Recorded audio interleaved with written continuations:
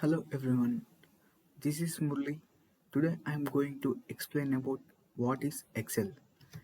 Excel is pronounced as Excel and it is a spreadsheet program developed by Microsoft.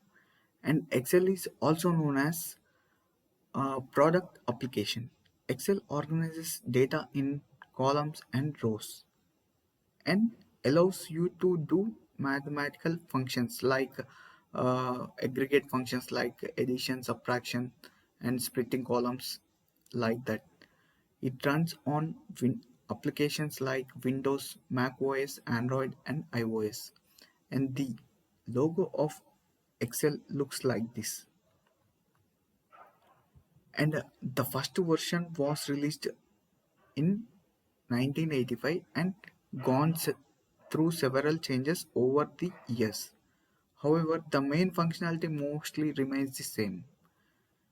Excel is a spreadsheet editor developed by Microsoft, and these are the OS which can be installed: the Excel, Windows, Mac OS, Android, iOS, and iPad OS.